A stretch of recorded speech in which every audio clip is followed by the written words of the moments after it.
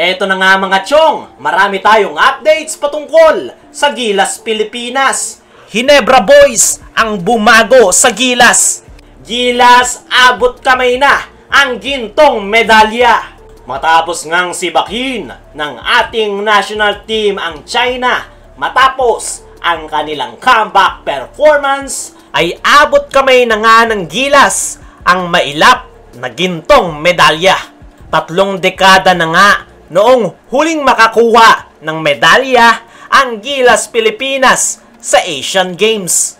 Pero ngayon ay hindi lang silver medal ang nakaabang dahil napakalaki nga ng tsansa ng Gilas Pilipinas na makukuha nila ang gintong medalya. Ang China nga mga chong ang pinakamalakas na kupunan ngayong Asian Games dahil kumpleto nga yung kanilang lineup, malalaki at maraming gunners. Kaya naman, matapos talunin ng Gilas ang China, ay nandoon nga yung kanilang kumpiyansa na maadadala nila sa gold medal match. Hindi sa ina-underestimate natin itong Jordan, sa katunayan ay tinalo nga ng Jordan ang Gilas noong qualifying round. Pero paano ko nga ba nasabi na kayang makuha ng Gilas ang gintong medalya? Ang sagot ay hindi nga maganda yung naging laro ng Gilas noong makatapat nila ang Jordan noong qualifying round. Pero ngayon na nakabuelo na ang Gilas Pilipinas, ay naniniwala ako na kaya nilang makabawi sa Jordan. Nabanggit na nga rin ni Coach Tim Cone na mahirap ang kanilang pagdadaanan sa knockout stage, quarterfinals to semifinals. Pero kumpiyansang nga si Coach Tim Cone na makakapasok sila ng Final Four at once na magkaroon sila ng second chance na makalaban muli ang Jordan, ay siguradong sigurado si Coach Tim na matatalo nila ang Jordan. At ngayon nga na nakalusot ang Gilas sa China, ay magkakaroon nga ng rematch sa pagitan ng Gilas at Jordan. At lahat nga ng binanggit ni Coach Tim Cone ay nangyari.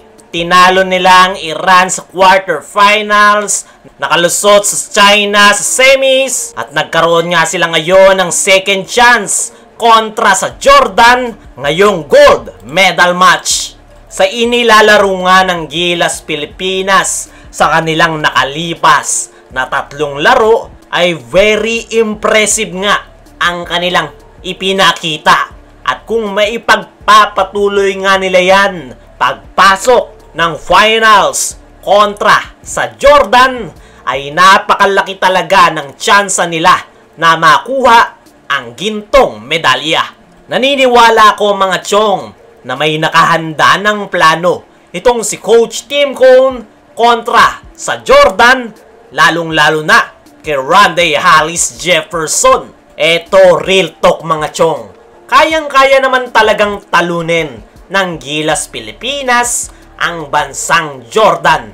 Talagang nagkamali lang sila noong huli nila itong makaharap, pero ngayon nga na nakapaghanda na ang Gilas at natupad yung gusto ni Coach Tim na magkaroon ng second chance kontra Jordan, ay naniniwala ko na makukuha ng Gilas ang gintong medalya. Kinakailangan lang nilang maging consistent at magtiwala sa sistema ni Coach Tim Cone. Sa kabilang banda, Ginebra Boys ang bumago sa Gilas.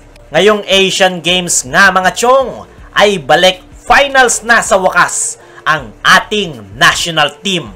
At malaki nga ang kanilang tsansa na makuha ang gintong medalya. Lahat nga sila ay nakapagpakita ng magandang performance. Pero meron ngang pinakabumago sa ating national team. Yan ay yung mga Ginebra Boys. Unang-una syempre ay itong si Justin Brownlee. Si Brownlee nga ang pinaka bumuhat sa Gilas Pilipinas kontra China. Pinatunayan nga ni Brownlee na kaya niyang sumabay sa international stage. Matapos niyang ibaon ang China.